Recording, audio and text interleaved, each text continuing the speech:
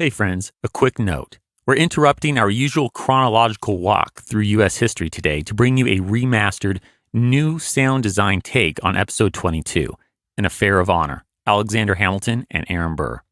In these last few months, cellist Buffi Jacobs and violinist Austin Burket, both of whom usually perform with the Hamilton musical's Philip Tour, contributed their talents to the new music you've been hearing since Airship took on our sound design.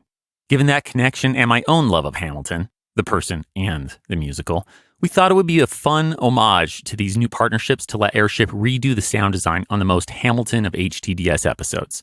By the way, Buffi and Austin are available as session musicians. You can get in touch with them at their websites, buffijacobs.com, BUFFIJACOBS.com, and austinburket.com, AUSTINBURKET.com. So we'll return to our usual chronology next time, but for now, I hope you enjoy Airship's touch on Hamilton. Let's go.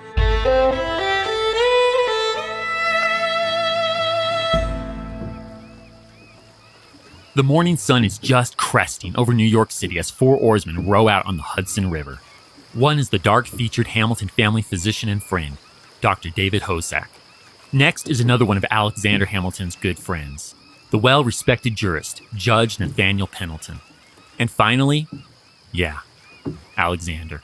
And it's on this beautiful, oddly crisp summer morning, Wednesday, July 11th, 1804, that the founding father of finance will duel against the current vice president, Aaron Burr.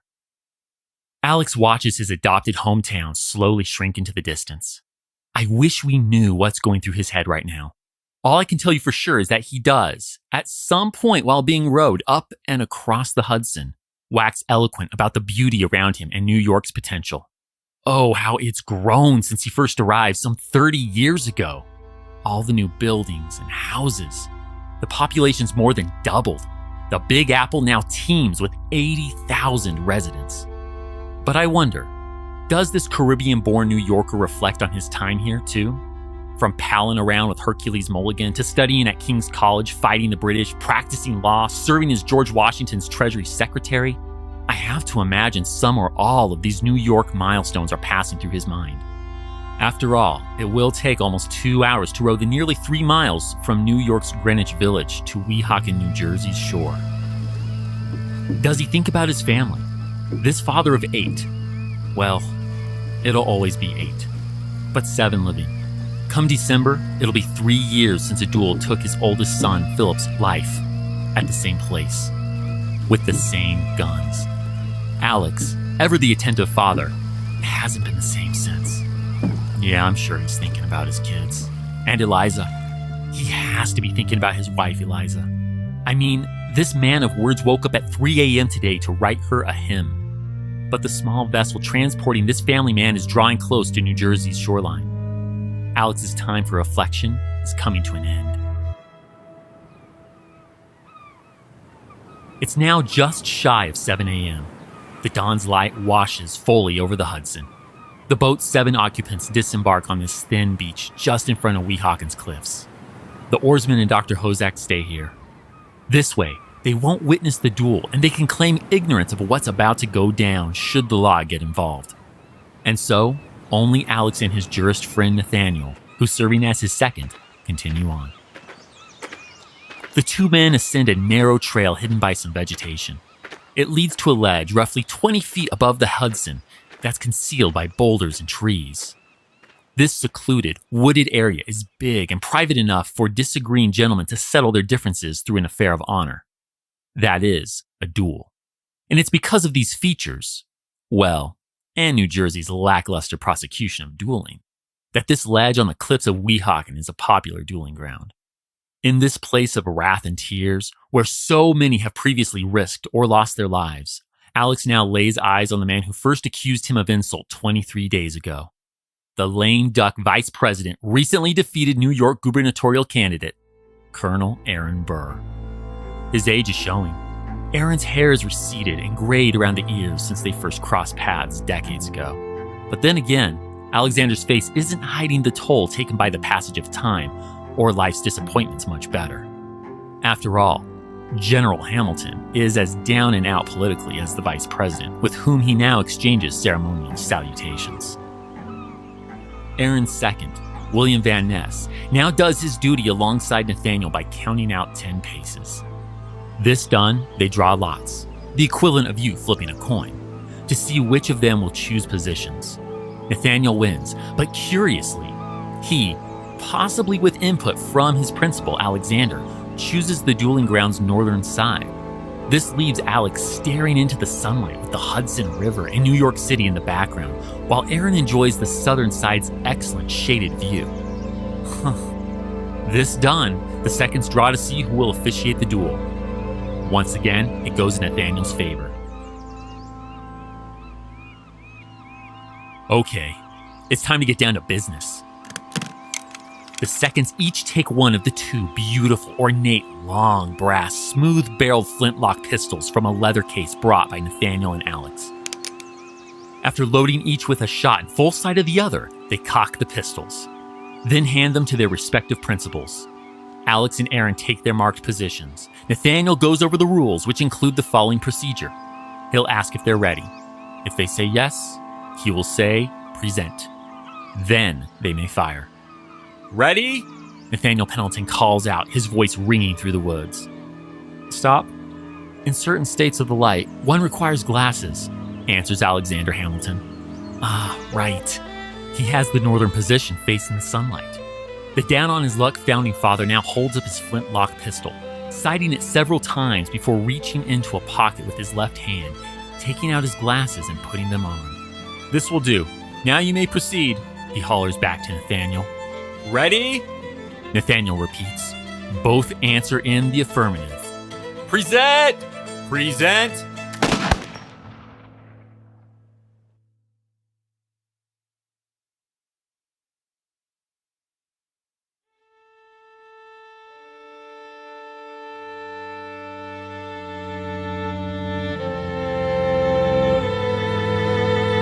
Welcome to History That Doesn't Suck. I'm your professor, Greg Jackson, and I'd like to tell you a story.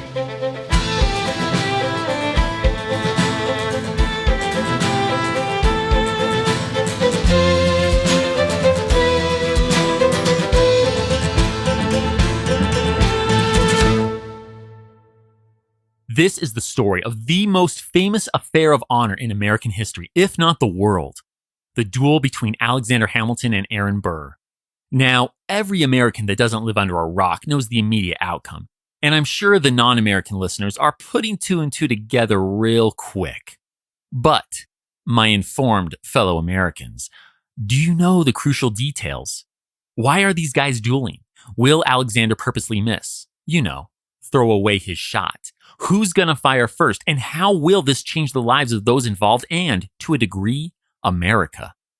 Let's uncover all of this, or at least to the extent anyone can.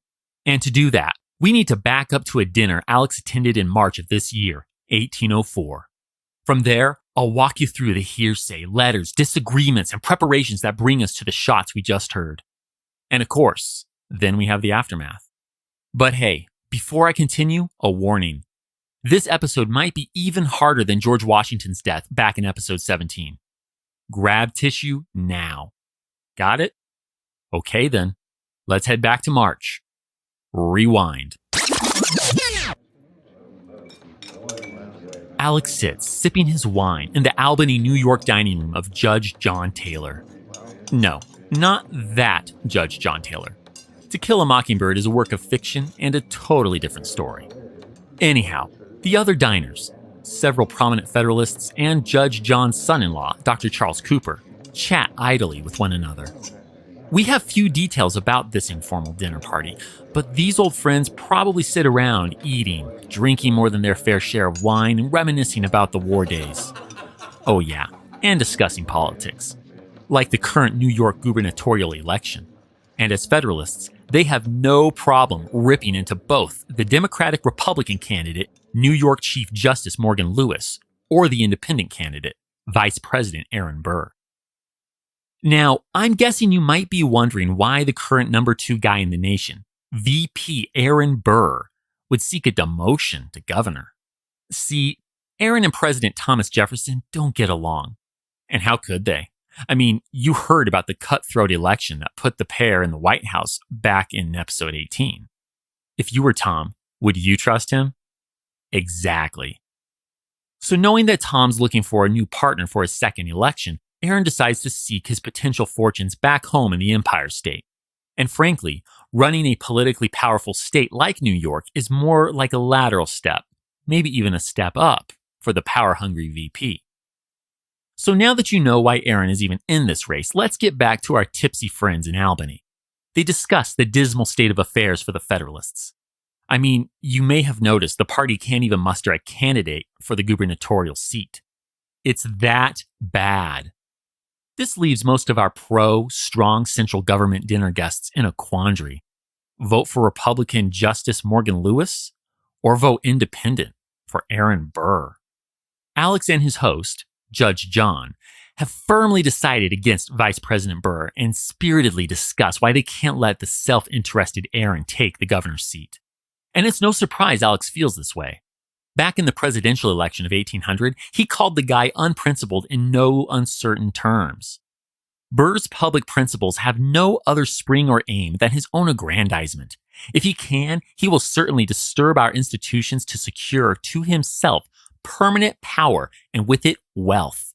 He is truly the Catiline of America. Close quote. Damn. Alex pulled no punches there. And 4 years later, his sentiments haven't changed. In fact, our sharp-tongued friend has a new, more concrete reason to doubt the sitting vice president. Secession. Yeah, I know the Civil War is half a century away, but here's the thing.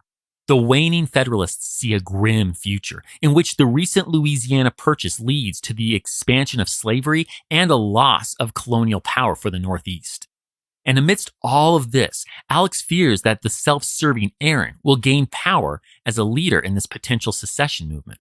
After all, it needs the backing of big states like New York and New Jersey to even have a prayer of working, and he wants a political position, like the governor of New York, that offers him more clout.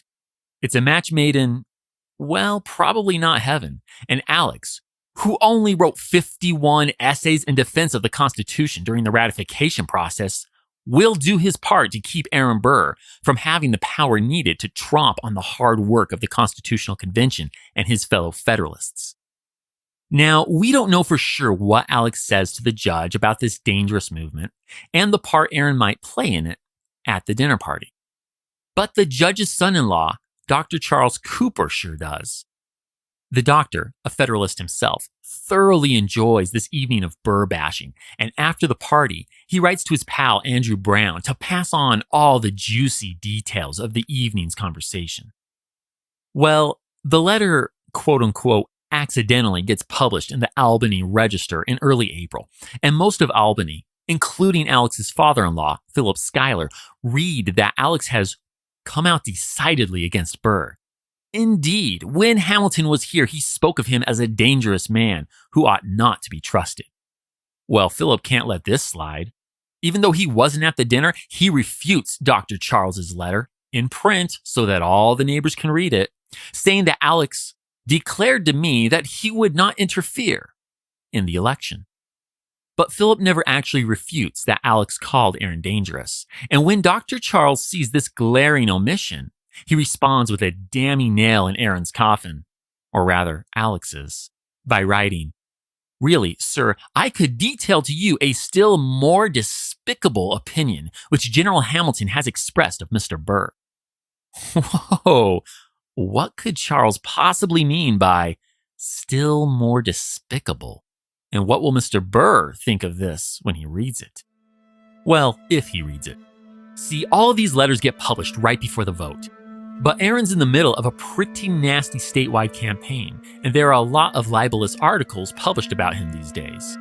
In fact, the editor of the American Citizen, James Cheatham, has it out for Aaron and prints several pamphlets, or broadsides as they're called, full of vicious lies about the candidate's nonetheless robust sex life. Aaron shrugs off most of the Republican criticisms, writing to his daughter about the new and amusing libels that appear in the paper each day. But these pamphlets cross the line. Aaron tells his friends that he will call out the first man of any respectability concerned in the infamous publications.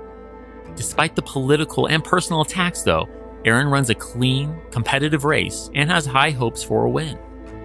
But he loses. Badly. He does pretty well with the Federalists and moderates in the city, but he only gets about 40% of the vote in the rest of the state. He plays off the losses with his characteristically casual attitude, telling his daughter Theodosia that the election is lost by a great majority. Tant mieux. By the way, that last bit in French means so much the better. So it's not until June that he happens to read Dr. Charles Cooper's published letters recounting what Alex said at that dinner party last March. But even with the time elapsed, Aaron flies into a rage over that ambiguous phrase, still more despicable. So much for his unflappable public persona. The runner-up now has concrete evidence that Alex was gossiping about him during the campaign. Maybe Alex was the one taking cheap shots at him through those anonymous pamphlets too. In reality, Alex has nothing to do with that vitriolic mess. But Aaron adds 2 and 2 and gets 5. Still seething, Aaron asks his good friend William Van Ness. Yes, you heard that name at the opening of the episode, and he's going to play a big role in the events that follow. The indignant Aaron writes a note to Alex asking for an explanation of the despicable comment. Specifically, he wants a prompt and unqualified acknowledgement or denial of the use of any expressions which could warrant the assertions of Dr. Cooper. So basically, he wants Alex to confirm or deny the claim of Dr. Charles Cooper and offer an apology. Seems reasonable, right? Well, it might be too vague to consider it reasonable. Anyway, William delivers the letter to Alex at his office around 11 o'clock that morning. But Alex sees exactly what this note really is. The beginning of an affair of honor. Here's Alex's chance to offer some bland, half-hearted apology. Something like, I didn't mean anything by it. Sorry if you got offended. That would stick it to Aaron, but also be an honorable response. But that's not Alex. Instead, he goes into full-on lawyer mode and tells William that if Mr. Burr would refer to any particular expressions, he would recognize or disavow them. And yeah, according to the rules of these affairs of honor, the Code Duello, Aaron should have pinpointed exactly the word or phrase for which he'd like an apology. And he should have done it back in April when the letters appeared in the papers. But Aaron isn't following the rules to the letter of the law. I guess like Captain Barbossa, he's treating the code more like guidelines than actual rules. So Alex makes Aaron wait. He has to read Charles's letters before he can respond. By the way, can we pause to point out how crazy it is that neither Aaron nor Alex, the main characters of this exchange, see these published notes until June? No one said anything or, brought them a paper? Really? Anyway, as hard as it is to believe, Alex has to read the old papers. He promises William a written response for Aaron by Wednesday, saying that it was a subject that requires some deliberation and that he wished to proceed with justifiable caution and circumspection. Well, this delay does not smooth things over. Aaron expects, and according to the code, should get an immediate response. That's why he sent William to Alex's office, to get a response, not to get tabled like some Senate infrastructure bill. When Alex finally writes back, on Wednesday night, he irks Aaron even more. He basically refuses to apologize for the things that Dr. Charles Cooper implied.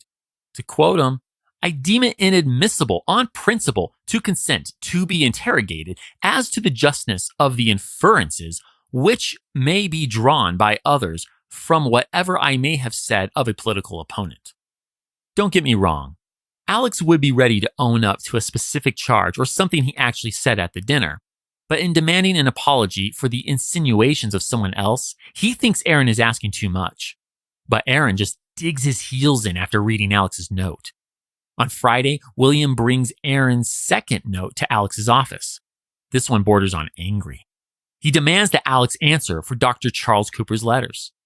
The question is whether you have authorized this application, either directly or by uttering expressions or opinions derogatory to my honor, Your letter has furnished me with new reasons for requiring a definite reply.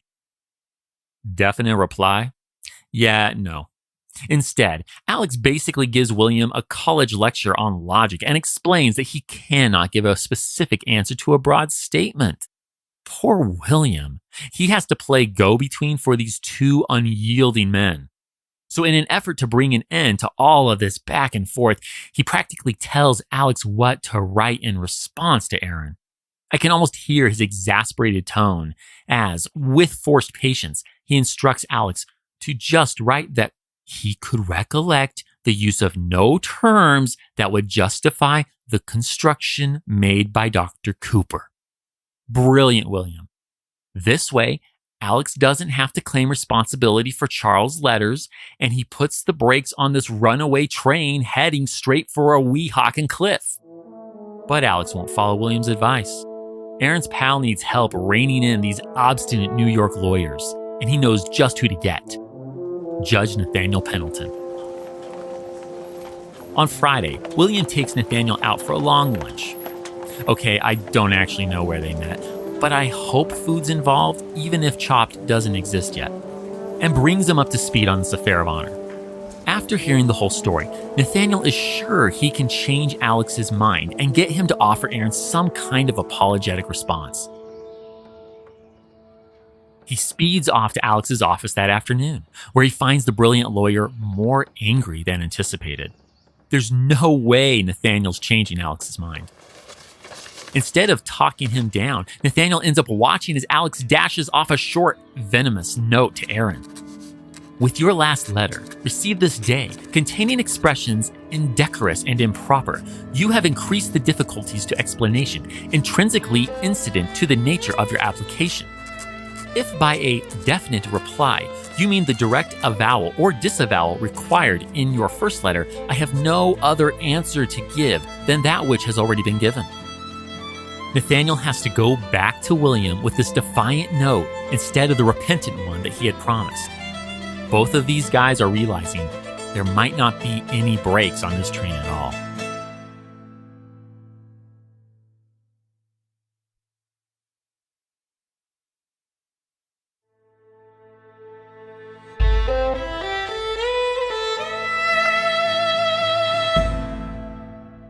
William delivers Alex's incendiary note to Aaron immediately after receiving it, and Aaron replies right away. But the Hamilton family spends the weekend at their country estate, aka the Grange, which is located in the remote little farming village of Harlem, found on the northern side of Manhattan Island.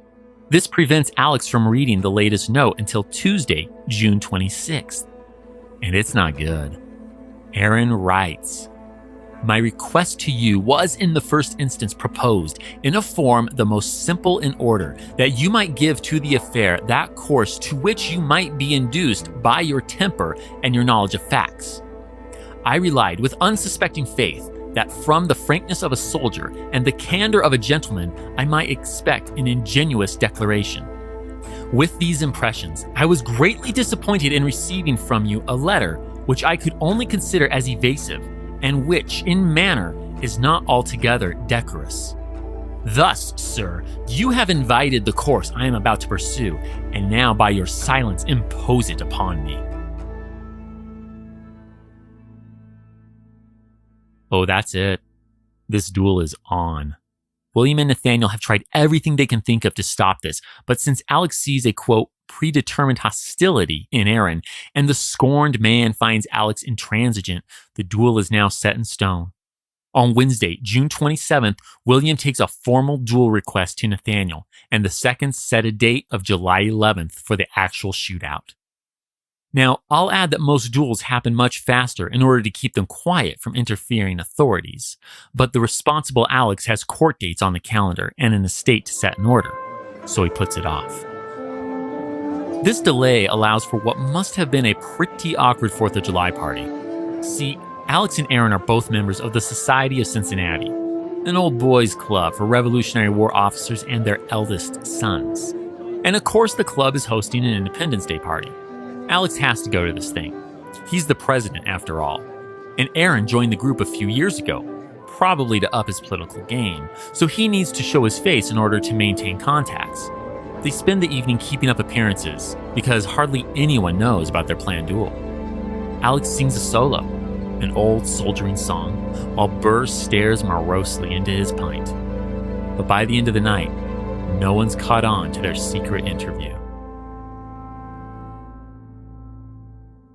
Alex and Aaron actually keep their duel secret from almost everyone, including their families.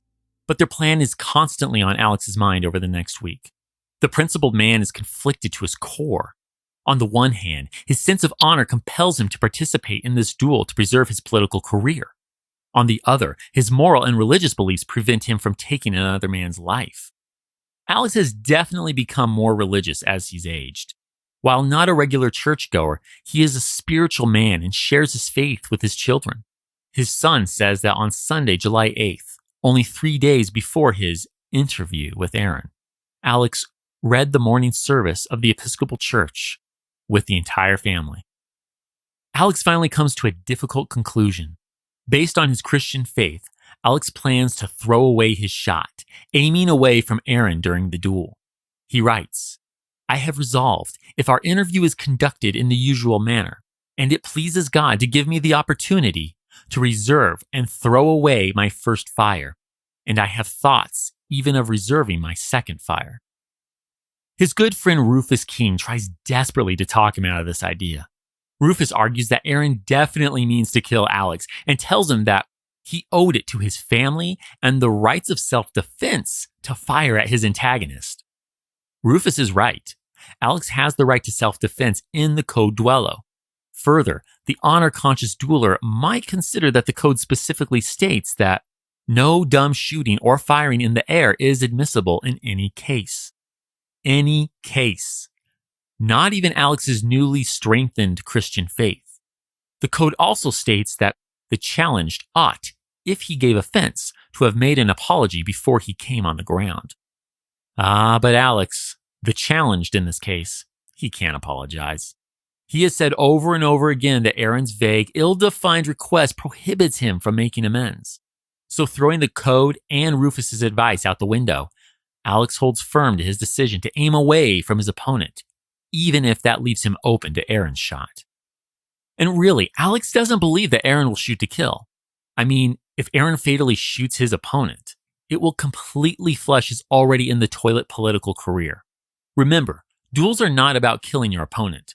They are about resolving disputes and defending honor, which is why none of Alex's 6 previous affairs of honor as a principal, including one with future US President James Monroe, ever resulted in drawing pistols. And even when shots are fired, duelists often aim for an appendage, because even if the law doesn't prosecute, larger society might take the victor for a cold-blooded murderer.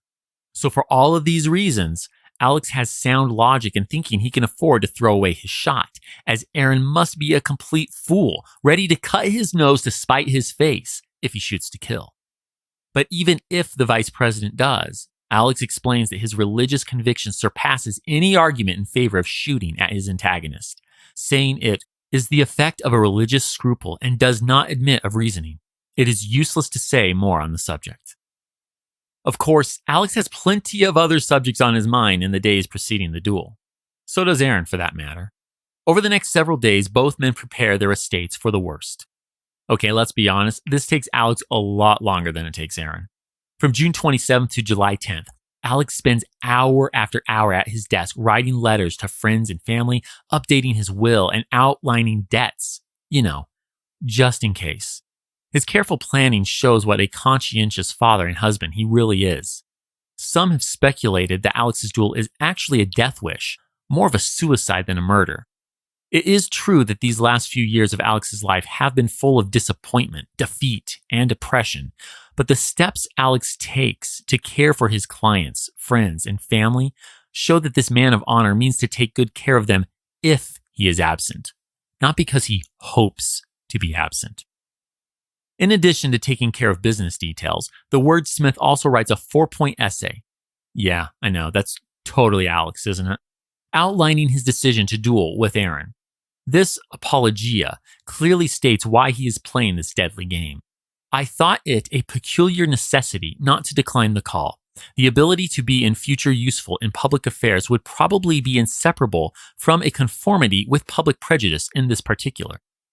In other words, Alex hopes to save any future political career by conforming to the public's belief in affairs of honor and dueling. He also holds out a significant amount of hope for his antagonist. To quote him again, "I have not censured him on light grounds. I certainly have had strong reasons for what I may have said. It is also my ardent wish that I may have been more mistaken than I think I have been, and that he, by his future conduct, may show himself worthy of all confidence and esteem, and prove an ornament and blessing to his country." Close quote. Wow. Well, that's probably a little too optimistic for the self-serving Aaron Burr, but kudos to you, Alex. The last and really most important things that Alex writes are for his cherished wife, Eliza. She has weathered the birth of 8 children, the death of one, the mental breakdown of another, and survived that awful Reynolds affair with dignity and grace. As he contemplates the fact that she may lose him, Alex tucks away a note in his will. It's only to be given to her if he dies. He writes another note for Eliza late in the evening on July 10th. This letter speaks to Alex's memories of his challenging childhood and the dear cousin who paid for part of his education. He has already invited this cousin, Ann Mitchell, to come to the U.S. He intends to care for her financially as she ages. But if he dies tomorrow, he begs Eliza to, quote, "be of service to Mrs. Mitchell and treat her with the tenderness of a sister." Now, sources conflict, but after writing this emotional note, it's said that Alex falls asleep either with an orphan child his family has recently taken in, or his own 11-year-old son, John, held tenderly in his arms as he sleeps for the last time before the duel. He wakes up one of his sons, perhaps John, around 3 a.m. and asks him to light a candle while telling him that he has to go back to the Grange where Eliza and some of the children are staying because the 4-year-old is sick. Just a little white lie to keep the kids from worrying when they wake up at dawn. He actually writes a poignant hymn to his darling, darling wife. Eliza truly is the last thing on his mind.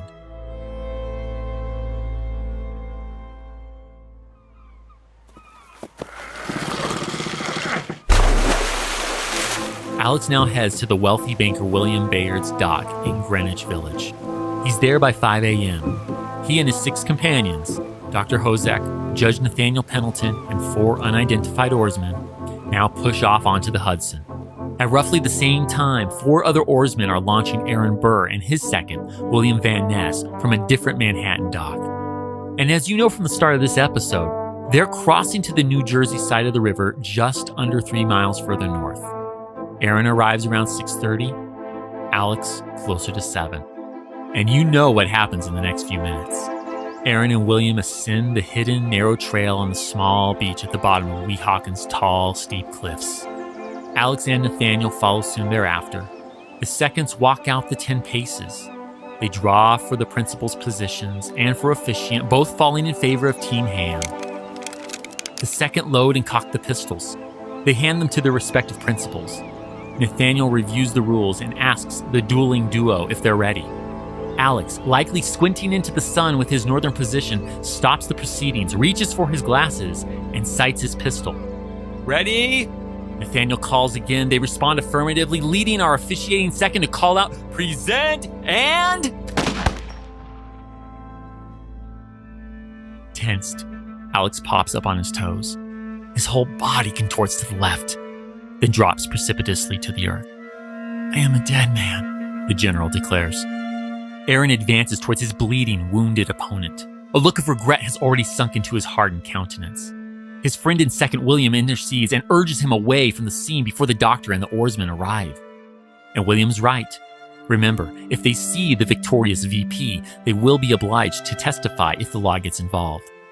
William opens an umbrella to shield his principal's morose face from the approaching men. Arriving at the boat, Aaron is still distraught. "I must go and speak to him," he exclaims to William. But obviously, he can't. Within minutes of his victory, Aaron already seems to grasp he's done something terribly wrong. As the umbrella-cloaked Aaron Burr exits the scene, Dr. Hozak rushes in. The sight breaks his heart. He finds an ashen Alex in Nathaniel's arms and resting against a small red-brown boulder. His countenance of death I shall never forget, Hozak will later write. This is a mortal wound, Doctor. The bleeding general man just eke out, then goes limp.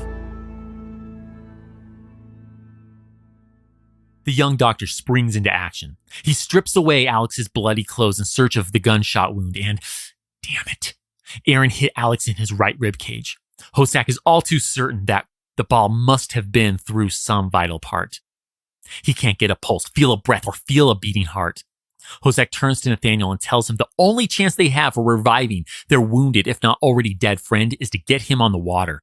And so they carry him back down the narrow trail to the beach below Weehawken's cliffs, where the oarsmen help lay the nearly dead founding father in the bottom of the boat. Hozak refuses to give up. As soon as they shove off the Hudson, he starts rubbing spirits of hartshorn, think smelling salts, all over Alex's face, lips, temples, neck, chest, wrists, palms. Hell, he even, quote, endeavors to pour some into his mouth. And about 50 yards out on the water, his efforts pay off. For the first time since leaving the dueling ground, Alex takes a discernible, weak, shaky breath. My vision is indistinct, Alex says. Nearly blind, but he's talking. Thank God. His pulse increases too. Hozak now tries applying pressure near the wound, but it's far too painful for Alex to take. Still, there's more good news. His sight's returning, which leads to a curious moment. Alex now notices the pistol he used at the duel laying outside the leather case. As one of the oarsmen moves to put it away, Alex warns him, quote, take care of that pistol. It is undischarged and still cocked. It may go off and do harm. Pendleton knows, he continues, now turning his head toward his loyal second, that I did not intend to fire at him.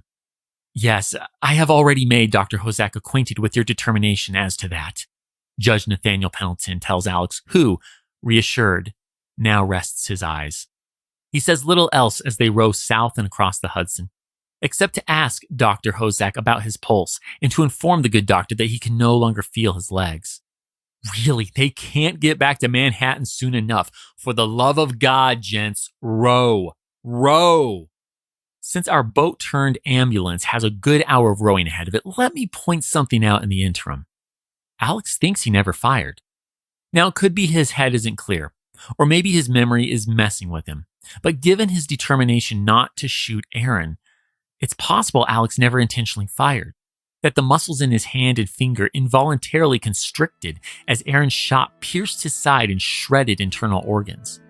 Intentional or not, Alex clearly doesn't recall that his pistol discharged. As the boat carrying the barely living Alexander closes in on William Bayard's dock, Alex makes a request. Let Mrs. Hamilton be immediately sent for. Let the event be gradually broken to her, but give her hopes. Alex knows how hard they both took Philip's duel-induced death. He knows his impending passing from the same activity, at the same spot, with the same guns, tended by the same doctor no less, as their boy, will be too much for her to bear. Better to break the news in pieces.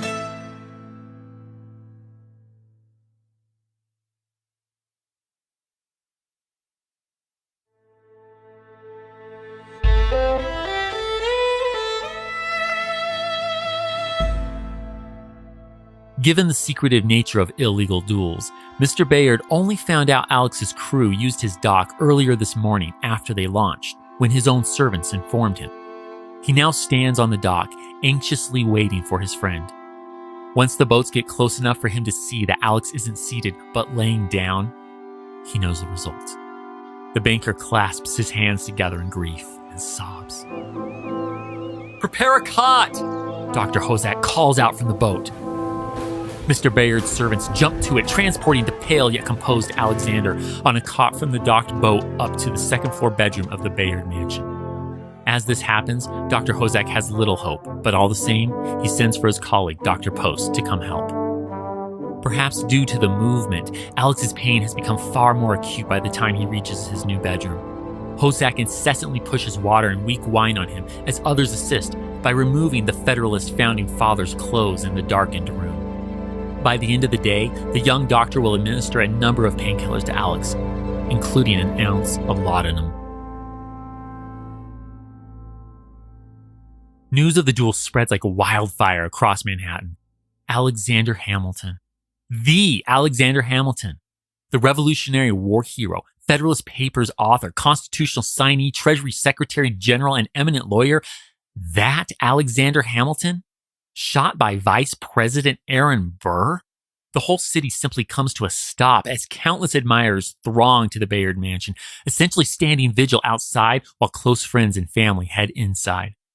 When the French consul hears what's happened, he sends for all the French surgeons on French ships docked in New York. Working on early 18th century ships, these are men well acquainted with gunshot wounds. Sadly, they soon come to the same conclusion as Dr. Hosack and his colleague, Dr. Post. Alex is living on borrowed time. It's not a question of if, only when. By this point, Alexander's wife, Eliza, has arrived. She departed the moment word reached her, but since she's coming from that remote country estate of theirs up in Harlem, it takes time. Upon seeing her dear husband, though, this long-suffering woman knows her husband's condition is far worse than what was, per Alex's instructions, I remind you, described to her. Amid her deep, pained sobs, uncontrollable tears pour from her dark eyes.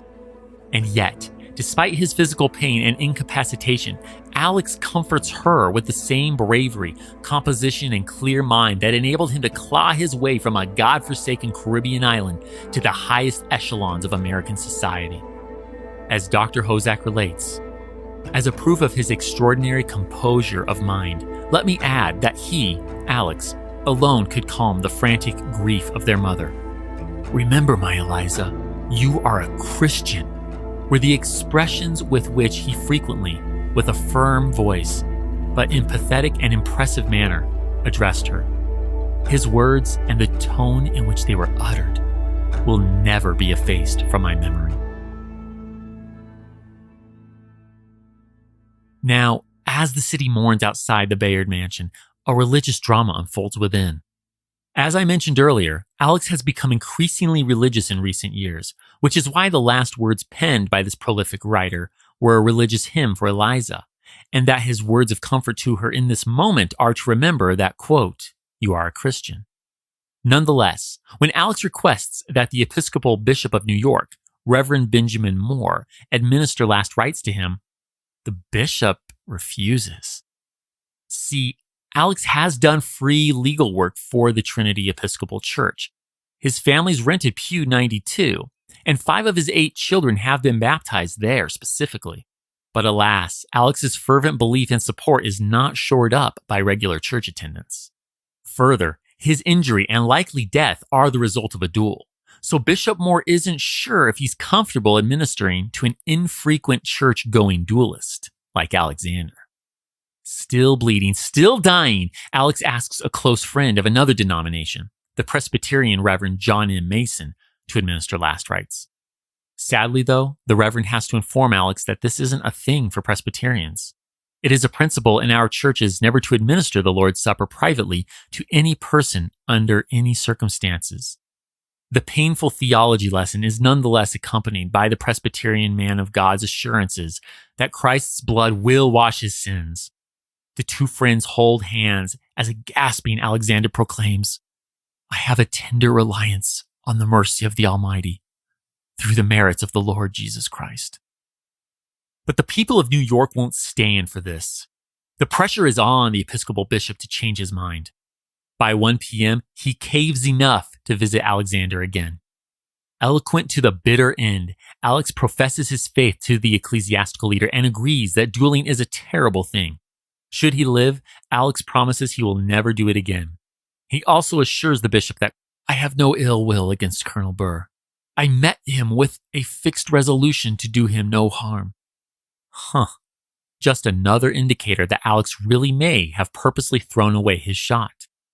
With all that said, Alex's magical way with words results in one last argument going his way. Bishop Moore relents and administers last rites.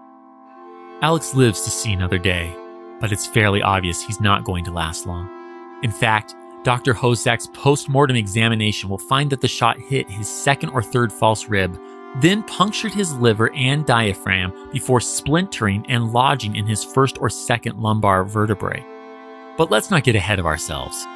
At this point, Dr. Hosak tells us the dying founder speaks mostly of one thing: my beloved wife and children. Okay, it's time. Eliza brings their 7 living children in to say goodbye.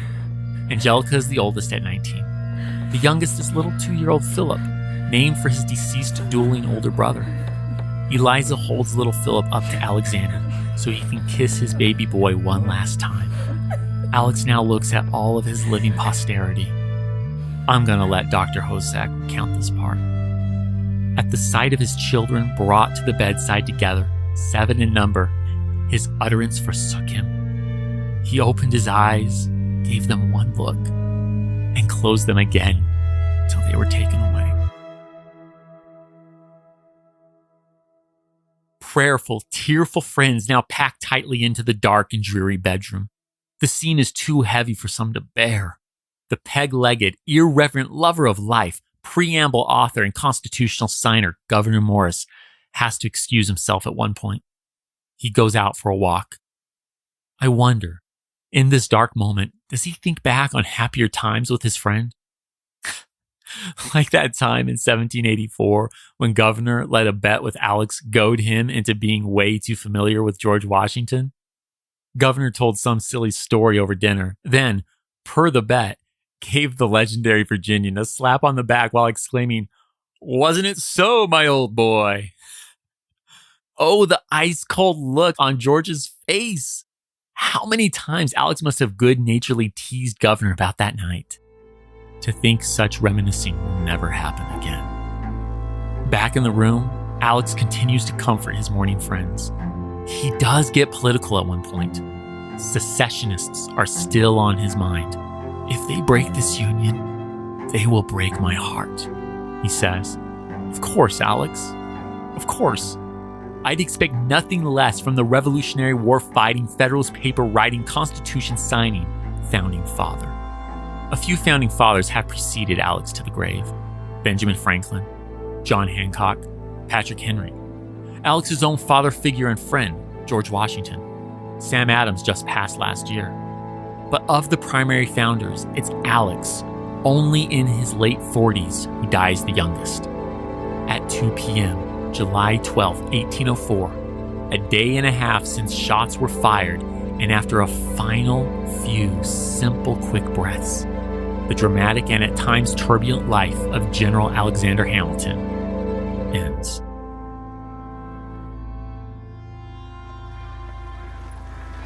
Two days later, on Saturday, July 14th, New York lays its favorite adopted son to rest.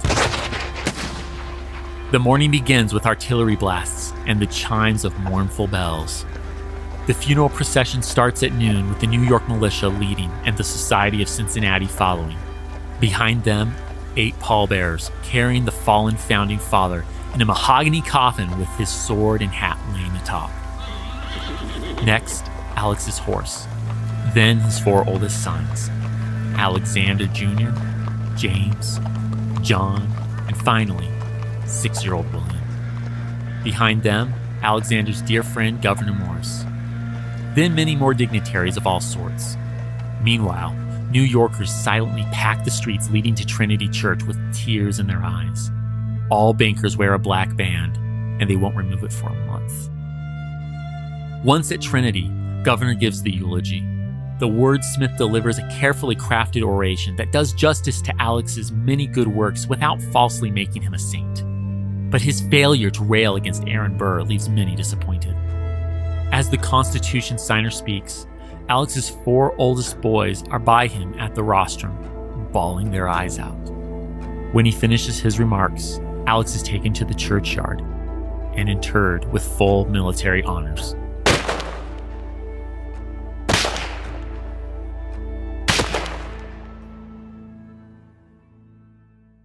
We've now laid Alex to rest, but much remains and will remain unresolved. To point, did Alex really throw away his shot, and who fired first? On July 17th, the duelists' seconds issue a vague joint statement on the duel.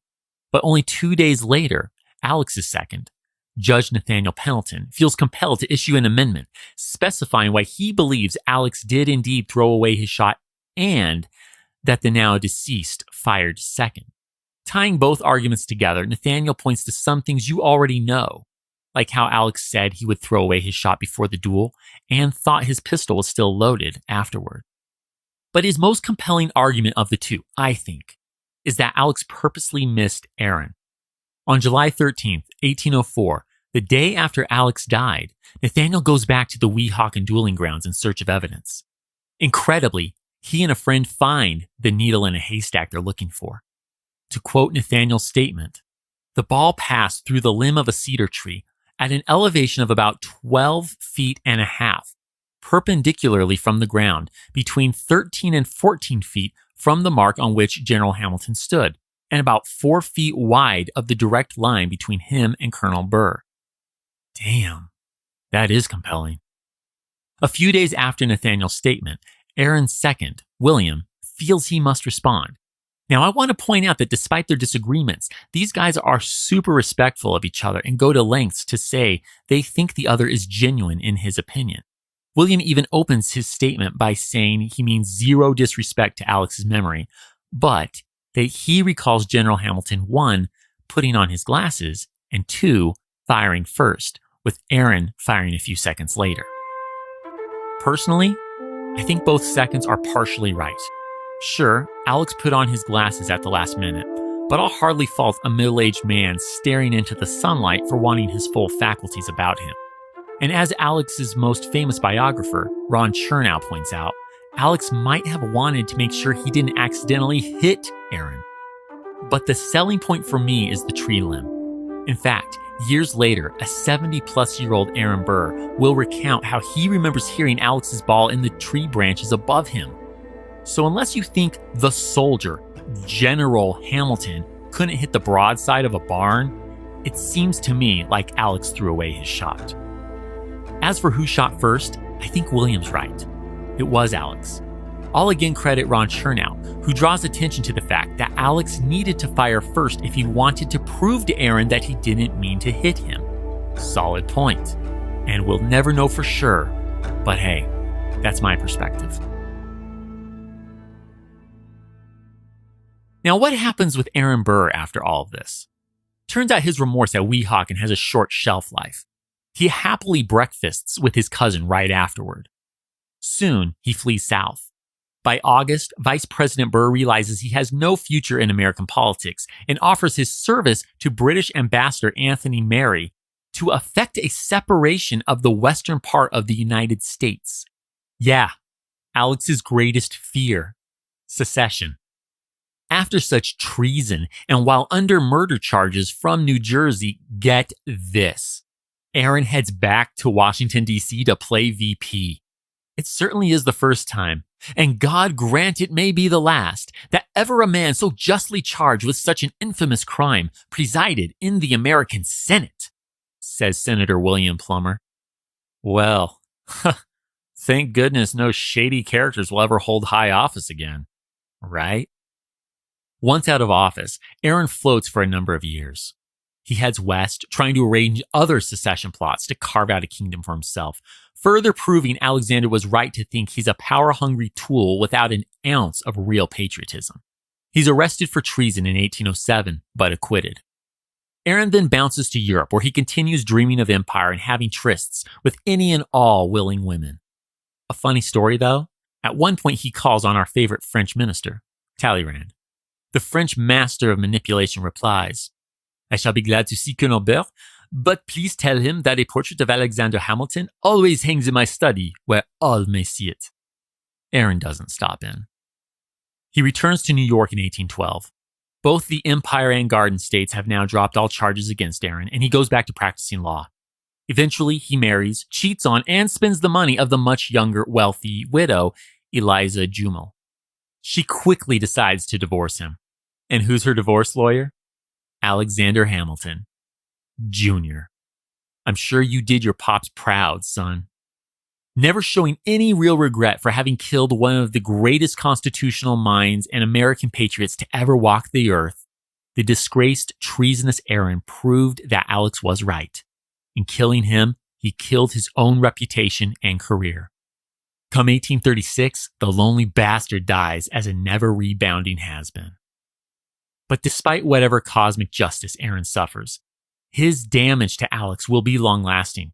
Unlike many of the other founders, Alex never gets the chance to craft his own narrative. If anything, it's his political adversaries who get to define him. For example, Thomas Jefferson places a sculpted bust of Alex opposite a sculpted bust of himself in his entry hall at Monticello.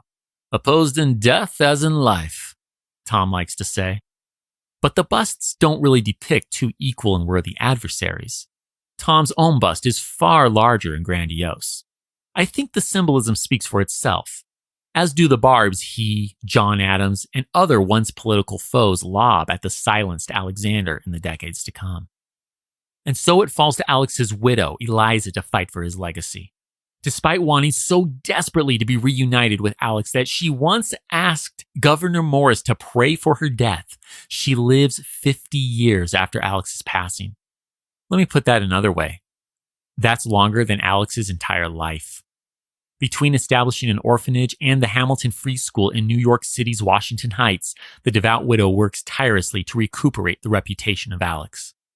Eliza uses her time to interview Alex's colleagues, visit Mount Vernon and read letters he sent to George, in short, to be his historian, to preserve Alex's memory.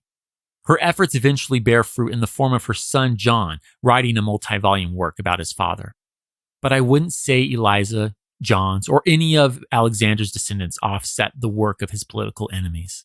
Really, it's only in the 21st century, through the likes of Ron Chernow and Lin-Manuel Miranda, that the fierce, illegitimate, Caribbean-born founding father has been placed anew in the pantheon of America's demigods. My Hamilton. That's how Eliza refers to him long after he's gone, as she reads and rereads his letters to her, to the point that some of them, over the decades, crack and crumble. She wears their remains in a pouch hanging on a string near her heart. But one of the poignant letters that do survive is the letter Alex wrote on July 4th, only meant to be given to her if he died. We don't know when or where she read it for the first time, but I imagine tears flowed from her dark eyes then and with every reading after. This letter, my very dear Eliza, will not be delivered to you unless I shall first have terminated my earthly career, to begin, as I humbly hope, from redeeming grace and divine mercy, a happy immortality. If it had been possible for me to have avoided the interview, my love for you and my precious children would have been alone a decisive motive. But it was not possible without sacrifices which would have rendered me unworthy of your esteem. I need not tell you of the pangs I feel from the idea of quitting you and exposing you to the anguish which I know you would feel, nor could I dwell on the topic lest it should unman me. The consolations of religion, my beloved, can alone support you, and these you have a right to enjoy. Fly to the bosom of your God and be comforted. With my last idea, I shall cherish the sweet hope of meeting you in a better world. Adieu, best of wives and best of women. Embrace all my darling children for me. Ever yours, A.H. History That Doesn't Suck is created and hosted by me, Greg Jackson. Research and writing by Greg Jackson and C.L. Salazar. Production by Airship. Sound design by Derek Behrens. Theme music composed by Greg Jackson. Arrangement and additional composition by Lindsey Graham of Airship. For bibliography of all primary and secondary sources consulted in writing this episode, visit htdspodcast.com. HTDS is supported by fans at patreon.com/history that doesn't suck.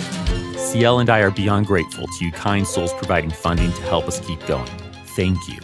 And a special thanks to our patrons whose monthly gift puts them at producer status. Will Caldwell, Jason Karstens, John Frugal Dougal, Michael and Rachel Ercolini, Bob Drazovich, Keith Downer, Drew Hill, Andrew Fortunati, Bryce Hancock, Brad Herman, Dax Jones, John Leach, Jeffrey Newts, and Brandon Shaw. Join me in 2 weeks where I'd like to tell you a story.